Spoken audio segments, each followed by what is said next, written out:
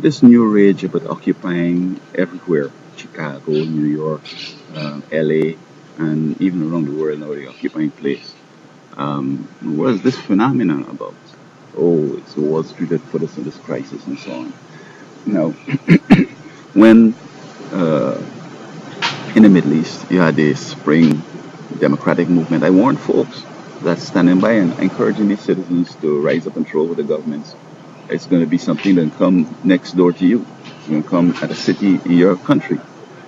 We saw how Britain responded by blocking the Twitter and Facebook and BlackBerry. Now, um, what's this all about? Well, as I had said, that this had nothing to do with democracy. In the Middle East, it was just opening fronts for NATO and others to go into wars, and so you have Iran, Afghan and Iraq. Then you add on more, and then eventually come to a place where you can't respond, or you're so strained out that you bust your military and all that kind of stuff. But what's the enemy purpose? Um, so that the world will hate some people, so that when things collapse, then this figure, this Antichrist guy, is going to come out as the big star, and everybody going to fall into it. That's what the Bible predicts. So everything is leading to that. I think that analyzing what's happening, you could do it from several fronts. Now, I know that it's trying to create the worldwide chaos that is going to precipitate, some significant times in future. So you have it in the Middle East, now you have it in the rest of the world, and then who knows where it's going to lead to. I'm not going there in this presentation. But on the students' part, or these young people part, it seems to me that most of them don't have work, and they're blaming Wall Street for their unemployment. And probably they have the time to go there and camp out and carry on, and they have nothing to lose, so they're going to really take it to the next level. I'm not going to go there where the next level might be. But on the other hand, these students or these young people are saying, or the citizens are saying, that the problem is capitalism. And I think the problem is their education and who is responsible for their education. So it's a complex problem, and it goes all around, comes back around, and all that kind of stuff. But um, what's the alternative to capitalism? I mean, socialism, communism died, Soviet Union collapsed. And democracy still lives a little bit in capitalism, and these young people think that they should go. I'm not sure what they're going to replace it with. But I think above all of that, it's that the enemy is preparing us for something, and they started a while ago, coming up with a variety of things. You have things like, you don't need to know the information in school, just know where to find it. So you graduate and you're not informed, you're not educated because you haven't been changed, you don't know the stuff. All right. Now, had they any understanding of economics, which I think should be a course that everybody does in a democracy like this, they would understand that you make certain ethical decisions based on some principles. Yes, if you compare business to a family, which is more important in the economic sense?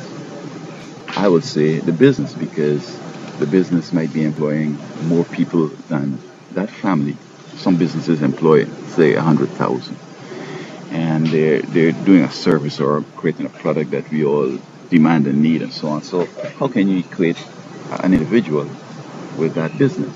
Now they talk about the bailout and so forth, and I mean the president has made it clear that the people who are bailed out have paid back their money. This goes to the Schwarzenegger analysis when he said, when he's running against Bustamante, after Gray Davis was thrown out because of the recall and so on. He's saying that governments like family, we balance our budget so that they should be able to do it. But then he went into office and then he couldn't even balance it. So I mean, we shouldn't go with our trivial sort of homemade, uninformed concepts and push them for up front, because you see, this is what happens when you don't have an education. You talk stuff that have already been settled. You're trying to reinvent the wheel, and so you couldn't have seen these businesses fail. They say, oh, let who fail, and who could, survive. Can you imagine GM and the automakers failing? Who will come take their place? Those big banks. I mean, it just took for a little bailout, a little help out, and within 2, 3, 4 years, they were able to come back and pay back the money. I think that was a prudent move. but they don't see that way, and that's the problem with education and a whole variety of other things, even with religion, because religion teaches that I am supposed to tell people, what the truth is. And this was what the First Amendment is about. I tell you what my studied and considered opinion is. I'm being honest with you. This is what I will do. This is it. And if you don't accept it, I can't come and shoot you up or beat you up saying you don't accept my idea. I just walk on, leave you with your consequences. But without religion, democracy and capitalism are in problems because you got to remember that the Christian Reformation was what led to the variety of things that we have today, and we think as though, oh, we're white, so we could do these things. They even tried to show that democracy started way back in Greece, but I hardly think so. They had something that they were trying to work on, but being pagan, I don't see that they could come to something that would be, that would work. But when the Christian Reformation came, then you had the Industrial Revolution, you had expanding of knowledge and science and technology and so on. So religion plays a very important part. So when they were able to, get it out of our lives and replace it with nothing, these are the problems we have, and people should have been able to see that in fact, my Jamaican pastor in the Caribbean, in Guyana, was talking about things like this. You don't know where it's going to go. Computers and television and so forth. They're going to bring immorality in your homes. They're going to change it's going to be a serious problem. But I mean, hey, folks thought that, they were great things and so on. And, um, I mean, can you see life without these things? Well, there we go.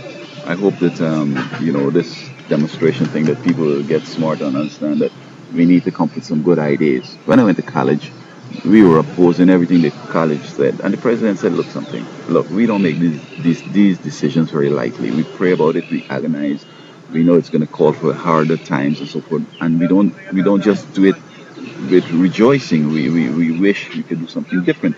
Now you oppose it. Give us a better plan, and we will listen to it. And if it's better, we're gonna do it. And we just run away because we don't have no idea. We just don't like what they have, but we don't have no idea. This is happening with these guys in the Occupy here and there. They are opposed to this and that, but they don't have no ideas to really anything that's practical that would work. So when you don't have anything that is better, just shut up and just relax, man. I hope that this thing don't lead to what I perceive it's going to lead to.